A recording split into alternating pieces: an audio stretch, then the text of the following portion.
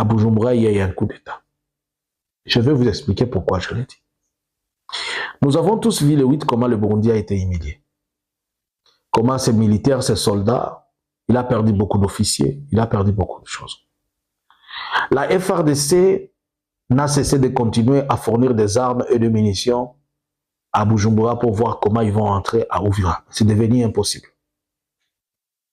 Dans l'entretemps, Ndayishimiye a fait tuer et a fait humilier leurs militaires et plusieurs de ces militaires-là ne sont pas en train de recevoir un bon traitement. À ces jours-ci, Ndayishimiye est obligé maintenant de comprendre qu'il ne peut plus résister longtemps au AFC par M23, puisque ce sont eux qui seront les nouveaux patrons de la ville d'Uvira.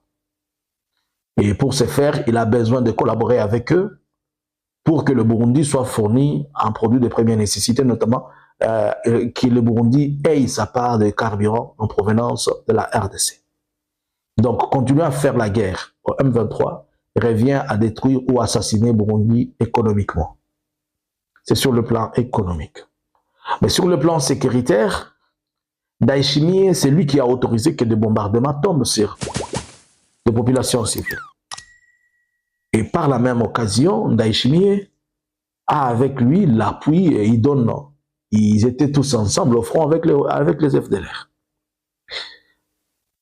Si Ndayishimiye continue à rester là-bas, la pensée et les visions de Ndayishimiye seront peut-être qu'il doit se protéger au lieu de faire des accords de paix. Et pour se protéger, peut-être Ndayishimiye se dira, ah non, il faut que j'ai réarme, j'active. Tout le monde a peur. C'est de la matière sécuritaire.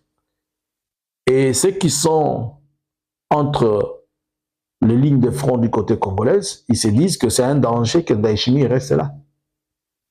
Alors ce qu'il faut faire, il faut soit l'effacer, il faut le gommer ou bien créer une guerre civile au Burundi.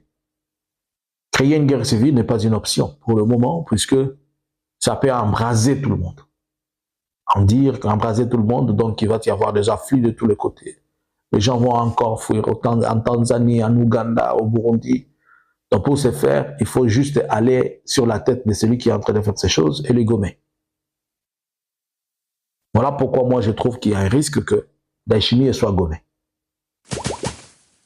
Alors, ceci nous amène sur la ligne de front où nous sommes. Sur la ligne de front là où nous sommes, comme vous le savez, on prétendait que les mercenaires vont prendre contrôle de la ville d'Uvira.